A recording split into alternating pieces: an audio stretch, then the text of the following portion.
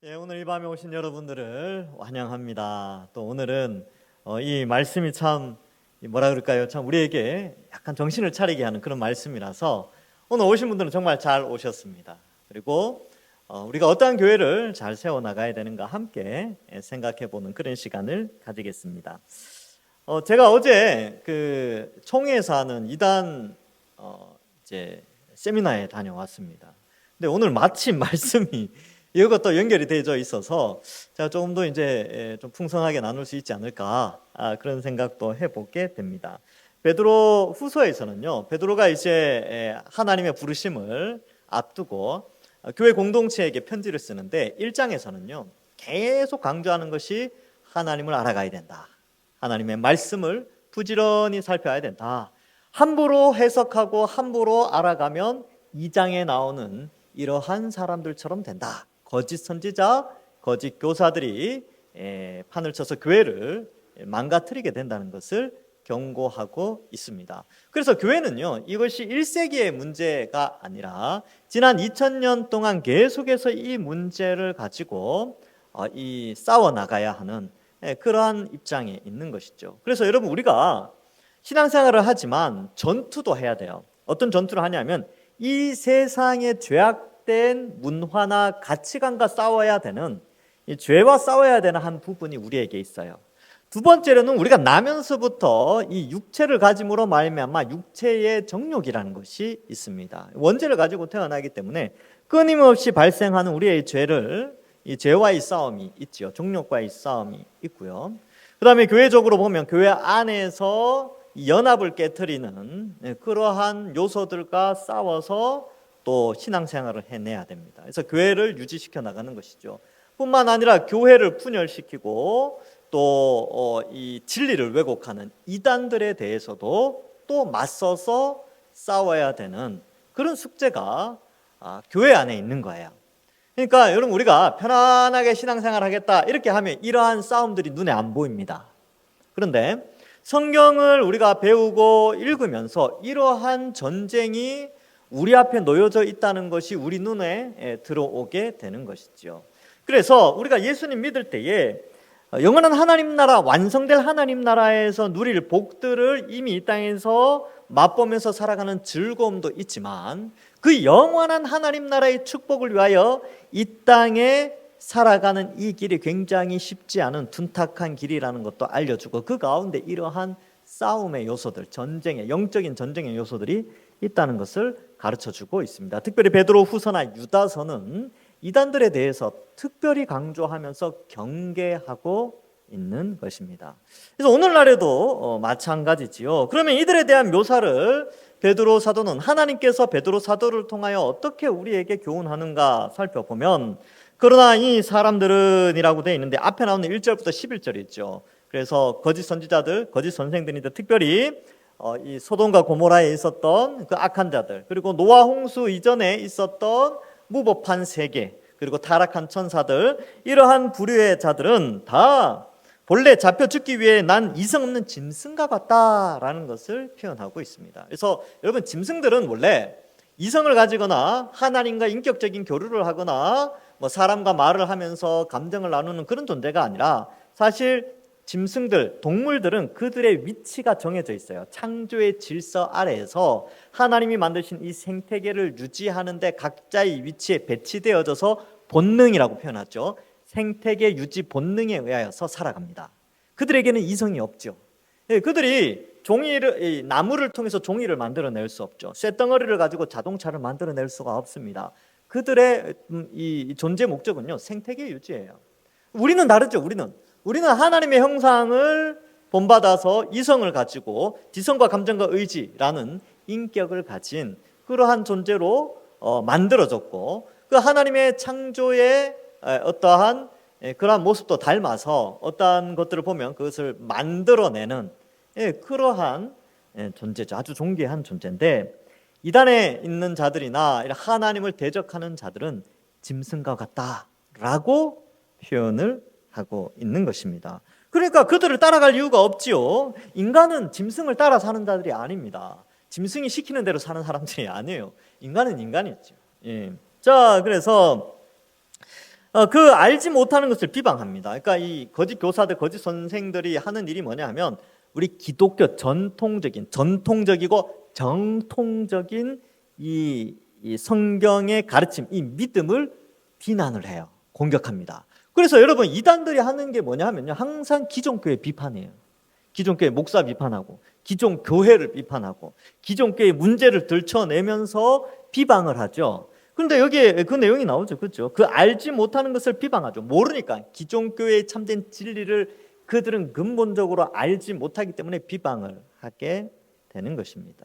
이런 거 보면 그런 거죠. 이 한글도 모르는 이제 아이들이 이제 대학 교수님 막 비판하는 거죠. 아이들이 와가지고 교수님 보고 아무것도 모르는 바보 같은 교수들 그러면서 막 비난하는 모습과 같은 거예요. 그러니까 이게 이단들이 기존 교회 비판하는 게 그런 거라는 거죠. 그래서 그들의 멸망 가운데서 멸망을 당한다. 그렇게 되는 것이죠. 그래서 이 거짓 교사들, 이단들의 운명을 설명하고 있습니다. 그들은 멸망당해요. 저주를 받고 영원한 불형벌에 처해지게 됩니다. 그래서 13절에 보면 불의의 값으로 불의를 당한다. 이 불의의 값을 추구하지만 그들은 결국 그 불의함으로 멸망을 당하게 되고, 그들의 특징은 낮에 즐기고 노는 것을 기쁘게 여기는 자들이다, 이렇게 표현하는데, 이 표현이 뭐냐 하면, 여러분 낮에는 뭐 해야 됩니까? 낮에는 일해야죠. 일해야 돼요. 그리고 여러분들 주어진 일들이 있죠. 낮에 해야 될 일들이 있단 말이에요. 농사를 짓든지, 뭐 2000년 전에 농사를 짓든지 물고기를 잡든지, 그죠? 뭐 가사일을 하든지 아이들을 가르치든지, 낮에는 각자의 주어진 일들, 사명이 있어요. 일상의 사명이라고 하는데, 하나님은 우리 인류에게 주신 일상의 사명들, 그리고 그리스도인들에게 주신 일상의 사명들, 하나님 영광을 드러내고 복음 전하고 진리를 나타내는 이 일을 감당해야 되는데, 이 인간들은 놀고 논다는 거예요. 이렇게 놀고 먹고 뭐 하여튼 그렇게 사는 거죠. 그래서 이 일상의 사명에서 벗어나게 하는 거예요. 이 이단들의 특징 보면 이제 거기에 빠져들게 하죠. 집도 버리고 직장도 버리고 뭐 하여튼 다 버리게 해서 그 단체에 들어가서 하는데, 하나님이 평가하실 때는 그러한 집단에 들어가서 집단 생활을 하는 것이 놀고 먹고 하는 그러한 방탕한 삶이다라는 것을 말해주고 있습니다. 그래서 그것이 그들의 점과 흠이다, 그걸 기쁘게 여긴다는 것이지요. 그래서 여기 점과 흠이라는 표현을 쓰는데, 우리는 어떤 존재입니까? 우리는 점도 없고 흠도 없어야 되죠. 그래서 우리와 여기에 나오는 이 이단들과의 차이점이 베드로후서 3장 14절에 또 표현되고 있습니다. 그러므로 사랑하는 자들아, 너희가 이것은 뭐냐면 새 하늘과 새 땅이에요. 이 13절에 보면 새 하늘과 새 땅이 나오거든요. 새 하늘과 새 땅을 바라보나니 주 앞에서 점도 없고 흠도 없이 평강 가운데 나타나기를 힘쓰라. 그러면 이 베드로후서 3장 14절과 베드로후서 2장 13절과 연결시켜 보면 점도 없고 흠도 없는 하나님 나라를 바라보는 삶이라는 것은요, 일상에 들어가서 하나님이 주신 사명을 감당하는 거예요. 그래서 여기 나오는 것처럼 즐기고 노는 것 혹은 연애를 하는 것, 이러한 것들이 아닌 각자의 삶 속에 들어가서 신앙인으로서 빛을 드러내고 각자의 삶을 살아내는, 이것이 바로 점도 없이 흠도 없이 사명을 감당하는 우리의 모습이죠. 왜요? 새 하늘과 새 땅이 예수 그리스도의 재림으로 말미암아 완성되는 것을 우리는 믿기 때문에 그렇습니다. 그런데 이 사람들은 어때요? 그걸 믿지 않아요. 주님이 오신다, 이거 믿지 않습니다. 이거 이제 3장에 가면 이 내용이 나와요.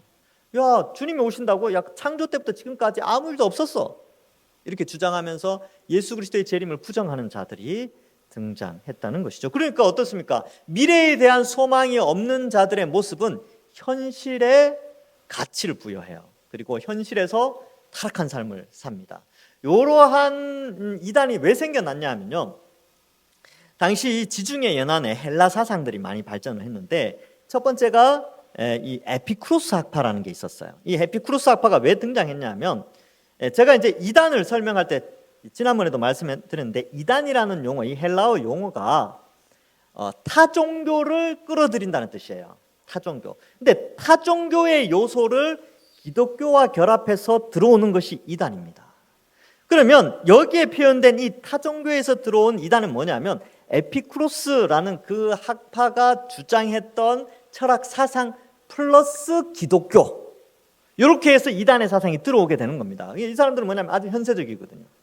왜 현세적이냐 하면 영은 선하고 육체는 악하니까 이 육체를 이 땅에서 마음껏 살아도, 마음껏 타락하는 이 즐기면서 살아도 영혼이 지식을 알아 좋은 곳에 가면, 좋은 땅에 이르면 된다, 이런 사상이 있는 거죠. 근데 반동작용으로 영은 선하고 육체는 악하니까 육체를 억제해야 된다라고 하는 금욕주의도 동시에 등장하게 되었습니다. 근데 여기에 이제 이런 표현들은 현세적이고 육체를 귀중하게 여기고, 육체가 타락해도 영혼은 구원받는다라고 하는 이제 타락하는 그런 영향을 받아서 기독교 안으로 들어오게 되는 것이죠. 이런 거 오늘날에도 있어요. 오늘날에도 있죠. 그래서 예수 믿으면 완전 성화에 이르기 때문에 죄 지어도 괜찮다, 이렇게 주장하고 양심의 가책은 필요 없다. 예수님이 우리의 죄를 십자가에서 다 받아 형벌을 받았기 때문에 죄 마음대로 지어도 된다. 그래서 죄 짓는 인간들이 있어요. 이러한 사상들. 그러니까 이게 2000년 전에도 있었는데 지금도 여전히 있습니다. 구원파의 형태도 그렇지요. 그들은 회개하지 않아요. 회개할 필요가 없다고 그러고, 또 신흥 종교들, 사이비 이단들도 많이 등장해서 그렇게 주장하게 됩니다. 근데 예수님이 뭐라 그랬어요? 목욕한 사람은 발은 잘 씻어야 된다는 거예요. 목욕한 사람은 발만 씻으면 된다는 거죠. 그러니까 발은 언제 씻냐면 발은 나갔다 들어올 때마다 씻는 거거든요. 그러니까 목욕한 사람은 발도 씻을 필요 없이 깨끗해져서 생활하는 것이 아니라, 목욕은 했지만 발을 씻을 필요가 있다. 즉 우리가 깨끗함을 입어서 하나님의 자녀가 되었지만 또한 우리 속에는 죄의 속성이 남아있기 때문에 회개하고 또 하나님께 거룩을 추구하면서 살아가야 되는 것인데, 이러한 집단들은 뭐라 그러냐면 이제 예수 믿으면 완전히 거룩해졌기 때문에 죄 지어도 괜찮아, 낮에 놀아도 괜찮고, 이게 이제 이런 표현들은 뭐냐면 마음껏 즐겨도 된다. 현세적으로 이 세상이 끝이다라는 개념으로 타락하면서 살아가는 자들이 있죠. 자, 그래서 근데 여러분 이 유혹이 굉장히 크죠. 한번 생각해 보세요. 여러분 생고생하는데, 낮에 막 열심히 고생하는데 누가 와가지고 야, 그 고생할 필요 없어. 그렇게 막 살아도 너 이렇게 이제 우리 막 거룩을 위해서 막 절제하고 막 그러는데, 야, 막 살아도 천국 가. 그러면 어때요? 우리의 탐심을 채우는 거잖아요. 이 땅에서 탐심도 채우고 천국도 가는 두 가지의 욕심을 다 채우니까 빠져들 수 있어요. 그러한 자들이 있었다는 것이죠. 그래서 어때요? 속임수로 즐기고 논다. 사람을 속입니다. 거짓말쟁이들 있죠.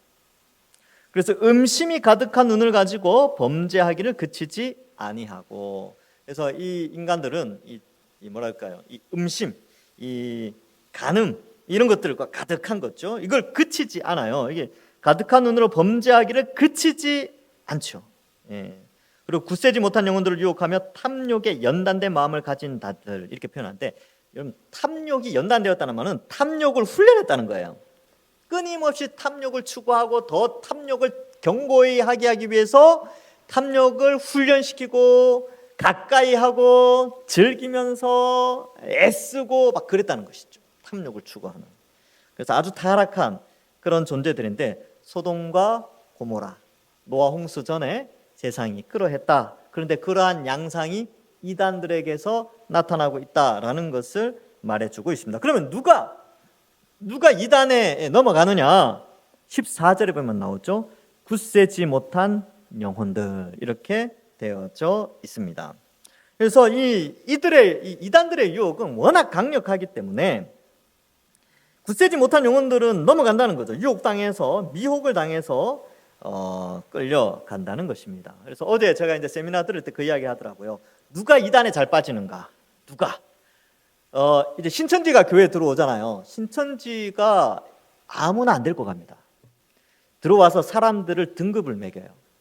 1등급, 2등급, 3등급 매겨서 1등급만 데려갑니다. 1등급 사람들이 누구냐면 열심히 있는 사람. 그런데 말씀에 목말라 하는 사람. 그러니까 그런 교회, 그러니까 말씀은 없는데 일은 많이 하면서 영혼에 대한 갈급함은 가득한데 막 열심히 일하는 사람들 있잖아요. 근데 그런 사람들한테 접근해서 성경 공부하자, 그러면서 데리고 나간다는 거죠. 그래서 여기에 보면 굳세지 못한 영혼들은 그런 형태를 가진다는 거예요. 근데 이제 이런 사람들 있잖아요. 말씀에 대한 아주 깊은데 관심이 없어. 그리고 교회 일에도 열심히 없어. 이런 사람들은 신천지가 절대로 안 꼬십니다. 예. 그 의미가 없고, 왜냐하면 신천지에서 하는 그 교육이요, 이 저녁마다 그러니까 한 7개월, 8개월 동안 매일 그냥 2시간, 3시간씩 박혀서 공부를 해야 되는데 그걸 할 수 있는 열정을 가진 사람을 골라내는 거죠. 그러니까 여러분, 이단들에 간 사람들이 교회에서 열심히 있는 사람들이 많이 가잖아요. 예, 그 이유가 거기에 있습니다. 그러니까 조건들을 고른다는 것이죠. 자, 그래서 굳세지 못한 영혼들을 탁 이제 체크를 하는 거예요. 체크해서 고르는 사람들을 빼앗아 간다는 것입니다. 그래서 이러한 사람들이 1급 대상자, 수수꾼들이 들어와 가지고 이런 사람들을 이제 낚아채 간다 이렇게 표현을 하더라고요. 그리고 이제 이런 사람들도 있어요. 죄에 대해서 늘 고민하는 거야. 그러니까 예수님 믿는데 이 죄 문제를 해결이 안 되는 거죠. 저나 여러분들 다 똑같죠. 우리가 예수님 믿고 나서 완전하게 죄를 한 번도 안 지으면 참 좋겠는데, 거룩하게 살다가 또 죄를 지을 때도 있고 생각으로도 짓고 뭐 습관을 따라서 죄를 짓는 그러한 상황도 있단 말이죠. 근데 그렇게 안 하도록 우리는 끊임없이 회개하면서 거룩을 향하여 성화되어져 가는 사람인데, 어떻게 유혹하느냐 하면, 아니야, 완전한 성화를 이룰 수 있어. 이제 성경은 우리에게 이렇게 예수 믿고 죄 짓고 예수 믿고 죄 짓고 그런 삶이 아니라 죄를 안 짓는 완전한 삶을 우리에게 열어주셨어. 와서 공부 한번 해볼래? 그런데 이제 거기 가면 이제 수많은 사람들이 그렇게 간증을 하는 거예요. 수명이 내가 여기 와서 공부를 했더니만 내가 다시는 죄를 짓지 않고 거룩한 삶을 살게 되고, 우와, 나는 온전한 자유를 얻었습니다. 이런 사람들이 수백 명이야. 그럼 어떨까요? 여러분, 많은 사람이 그렇게 이야기하면요, 넘어가요. 이게 이제 대중심리 라는 것인데, 이 데이비드 웰스는 이걸 대중성, 대중문화, 대중성이라고 이렇게 대중주의라고 표현하거든요. 왜냐하면 많은 사람들이 그렇게 생각하면 자기가 거기에 동조하지 않으면 소외될까봐 그러한 것에 끌려간다는 거예요. 그러니까 수많은 사람들이 같은 간증을 하면 그 간증이 성경적이지 않아도 참이라고 믿는다는 거예요. 이제 간증의 위험성이 좀 있는데, 데이비드 웰스라는 고든 코넬의 조직 신학 교수가 신학 실종이라는 책에 간증의 위험성에 대해서 잘 적어놨어요. 근데 이렇게 이런 것들로 막 꼬시는데, 최근에 등장한 이제 세력을 확장하고 있는 이단들이 있습니다. 이 이단의 이름은 유치하게 좀 들릴 수 있는데 동방번개, 좀 유치하죠. 그래서 주의 오심을 서쪽에서 동쪽으로 번개가 치듯이 이렇게 마태복음에 그 내용이 나오거든요. 이제 그래서 동쪽에 번개가 일어난다 했고 해서 그들이 주장하는 건 뭐냐면, 예루살렘에서부터 동쪽은 중국인데 중국에 예수님이 여자로 재림하셨다. 그 재림하신 예수가 바로 이 사람이다라고 한다는 거예요. 이름이 양상빈입니다. 양상빈. 근데 그 사람이 이제 중국에서 문제를 일으키니까 중국에서 이제 이 동방번개, 다른 이름이 전능신교인데 여기에 속한 사람들을 다 잡아서 감옥에 가뒀어요. 그러니까 이 사람들이 어떻게 하냐면 외국으로 탈출을 합니다. 주로 어디로 많이 갔겠습니까? 가까운 데로 갔겠죠. 제주도로 많이 갔어요. 왜요? 무비자 입국되죠. 난민 신청을 해서 한국에 들어올 수 있기 때문에 그렇습니다. 그래서 어디로 가냐면 들어와서 구로동으로 제일 먼저 갔어요. 왜? 거기 가면 대림동이 있죠. 중국 사람들이 많이 사니까 그쪽에 가서 터를 잡았는데 이제 거기 건물을 세우고 엄청난, 이제 건물을 세우고 헌금한 사람들은 다 한국 사람들이에요. 기존 교회 사람들이 이제 기존 교회에서 이제 끌어낸 거죠. 그러니까 이 중국판 신천지다 이렇게 생각하시면 돼요. 이들이 쓰는 용어는 뭐냐면, 신천지에 투수꾼이 있다면 이 전능신교, 이 동방번개에서는 정탐꾼이라고 있습니다. 얘네들이 교회 안에 들어가서 그 신자들 등급을 구분해서 이제 사전 작업, 이런 표현을 써요. 사전 작업을 해서 불러내는데, 그래서 뭐 이제 그런 걸 이야기하는 거예요. 완전 성화에 이룰 수 있다. 그리고 뭐 이렇게 뭐 이제 중국에서 재림 예수가 여자로 왔다. 초림에는 남자, 재림에는 여자로 왔다. 성경이 어디 있습니까 이게? 근데 넘어간다니까요. 넘어가요. 그러면서 한국 교회 안에 피해 사례가 지금 아주 급증하고 있습니다. 어제 이제 그 이야기를 하더라고요. 근데 이제 그걸 말했던 진용식 목사님이 이 2000년대 초반에 신천지에 대해 경고를 했대요. 그 2000년대 초반 신천지에 대한 현상과 지금 동방 이 번개 이 전능신교가 하는 행동이 너무나 유사하고 세력도 너무나 비슷하고 정말 쌍둥이처럼 그렇게 움직인다는 거죠. 그러면 이 신천지는 이제 약간 쇠락의 길을 가고 있거든요. 근데 얘네가 이제 뜨고 있는 거죠. 신천지 그 이만희 씨가 그랬어요. 올해를 포커스로 뒀어요. 올해는 바벨론이 불심판 당하는 해다. 여러분, 이 바벨론은 기존 교회예요. 불심판은 옛날에는 말씀이라고 해석을 했는데 지금은 또 바꿨어. 얘네들 진리는 늘 바뀌니까. 성경은 안 바뀌는데 얘네들 진리가 자꾸 바뀌어요. 그래서 기존 교회가 멸망한다 이렇게 예언을 했어요. 그래서 신천지 그 있는 사람들도 탈퇴하려다가 올해까지만 한번 참아보겠다. 진짜 기존 교회가 불나서 불바다가 돼서 없어지는지 한번 보겠다는 거죠. 내년 되면 많이 떠나가고 지금 또 이만희 씨가 약간 정신적으로 이상하죠. 94세예요. 신천지 사람들은 이만희 씨 안 죽는 줄 알아요. 절대 안 죽는다 그래요. 근데 이제 증상이 나타나요. 그럼 사람은 어쩔 수 없죠. 사람은 와서 하나님 불러가겠죠. 근데 멸망으로 가겠지만. 근데 이러한 것들이 등장해서 사람들을 미혹하고 있습니다. 그래서 여러분 조심하라고 이 동방번개 전능신교 로고를 보여드리겠습니다. 이렇게 생겼어요. 이렇게 생긴 데가 있으면 조심하십시오. 요 이름을 쓰는 전능하신 하나님 교회라는 표를 쓰고 있는 교회가 있다면 조심하시고 화면을 바꿔주시고요. 이 사람들이 주로 포교하는 방법은 유튜브입니다. 유튜브에 보면 중국에서 박해당하는 기독교 신자라는 이름으로 영화들이 많이 있어요.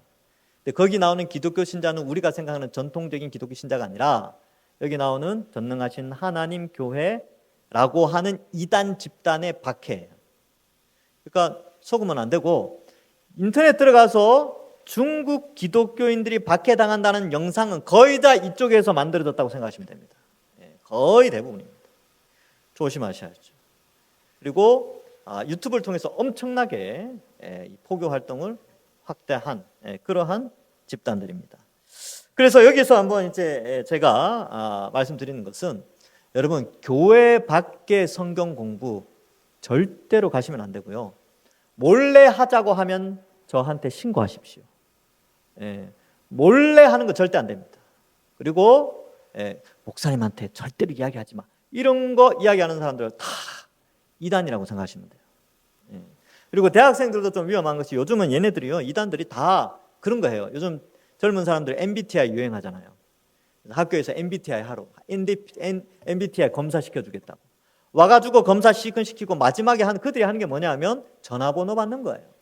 전화번호 받아가지고 MBTI 설명해주고 밥 사주고 또 사람들 소개시켜주고 너 이 T 성향을 가지냐? 우리 T 성향 가진 사람들 모임인데 잠깐 와서 우리 같이 좀 발전 이렇게 하면서 친분 관계를 아주 오랫동안 몇 개월 동안 쌓고요, 완전한 신뢰를 주면서 공부하게 됩니다. 성경 공부하자고 그렇게 하는 거죠. 기독교 단체라고 속이죠. 자기들은 절대로 신천지가 아니라고 이야기를 해요. 그러면서 세뇌당하여 그 관계성과 이런 것 때문에 이제 빠져 들어가는데, 그래서 대학생들이나 자녀들한테 절대로 설문조사, MBTI 이런 거 하면서 연락처 이런 거 함부로 남기지 말라고 하셔야 됩니다. 어떻게 교묘하게 들어올지 모르고. 최근에는 이제 이단 상담소에 신천지 상담해서 오는 30대 이단 신천지에 있던 자매인데 30대 자매들이 많이 와서 이제 치료를 받으려고 하는데 그렇게까지 한대요. 이제 성을 매개로 20대 초반의 남자들을 신천지로 끌어들인답니다. 예전에 이제 이단 상담소 소장이 예전엔 그런 경우가 없었대요.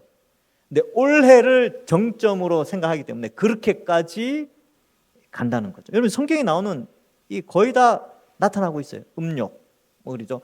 이제 학교를 포기하게 만들고 집을 가출하게 만들고 직장을 포기하게 만들면서 일상의 사명을 버리게 만들고 음욕을 쫓아가게 만들고 이렇게 해서 멸망의 길로 가고 있는 것입니다.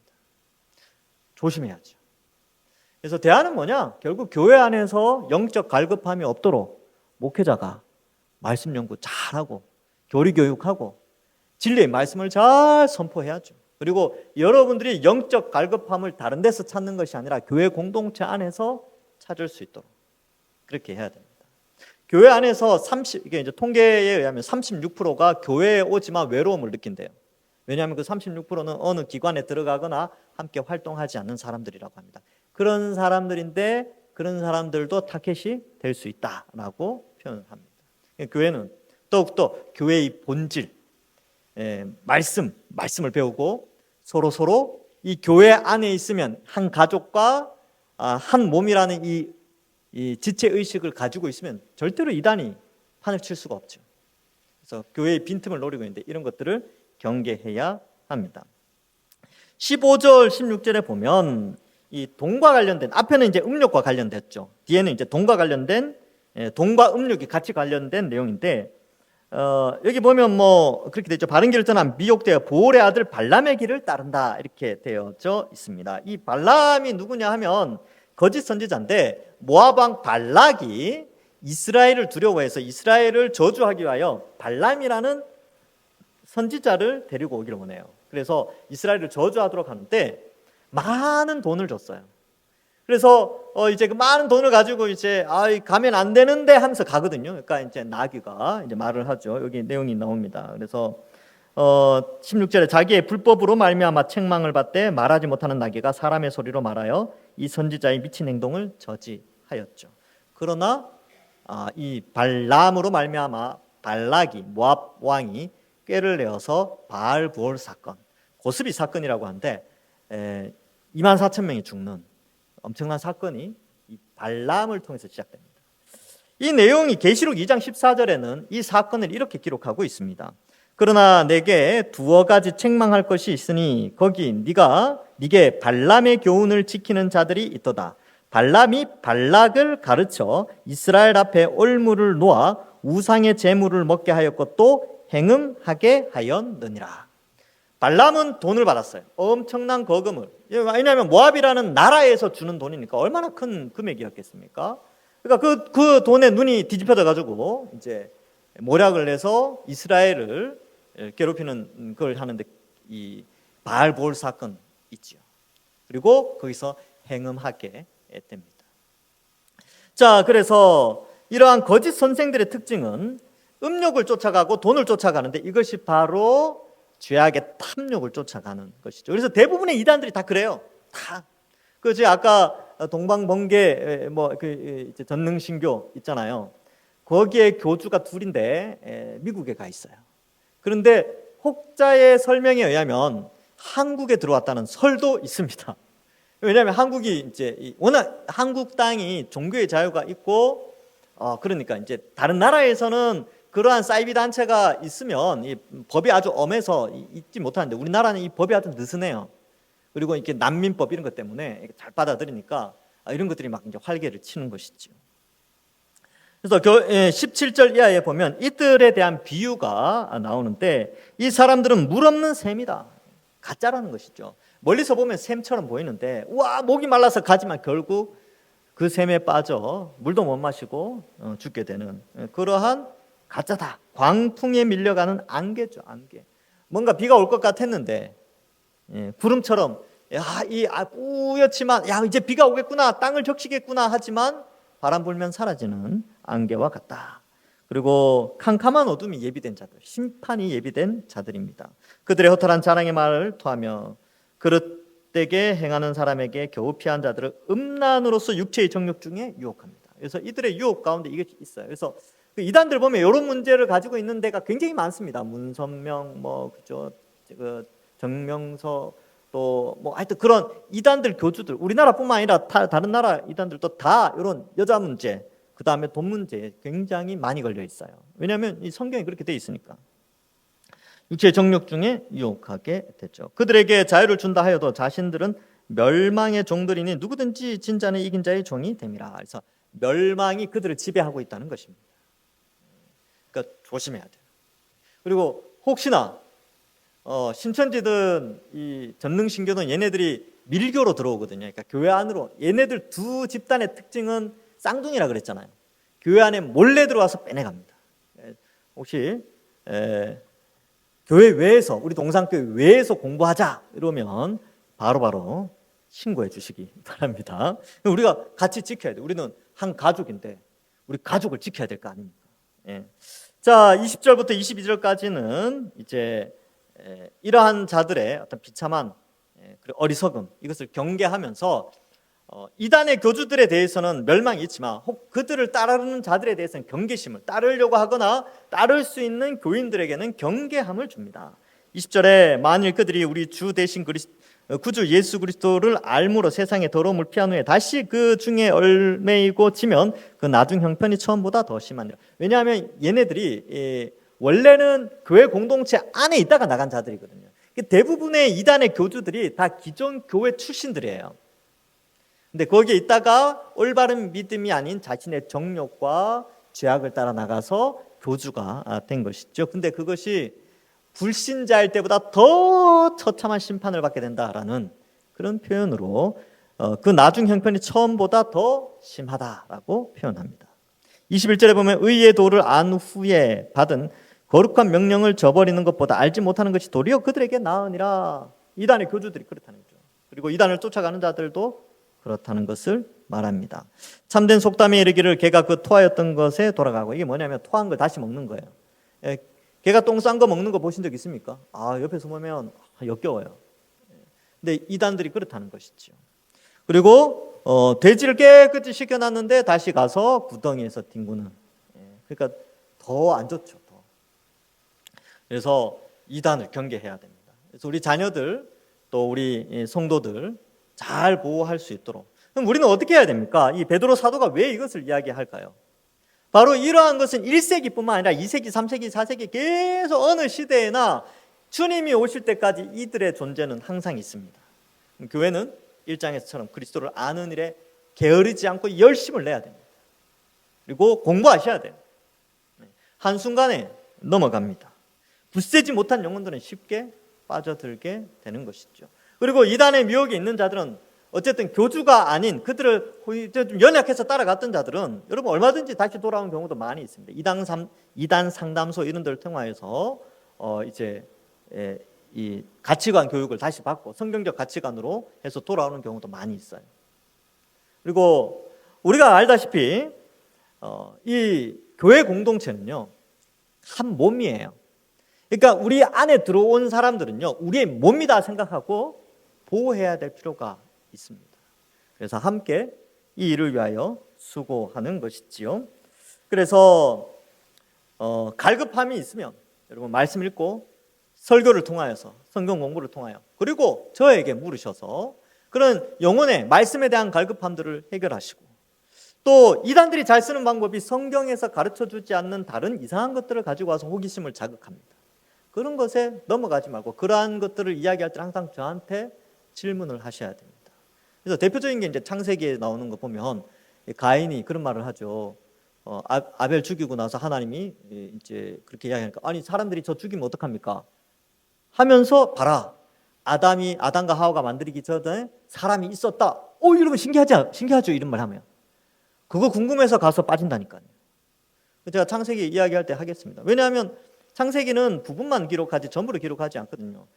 가인과 아벨이 장성한 자도 농사를 짓고 목축할 정도로 힘이 있는 장성한 자로 성장할 동안 아담과 하와가 아무도 안 낳았을까요?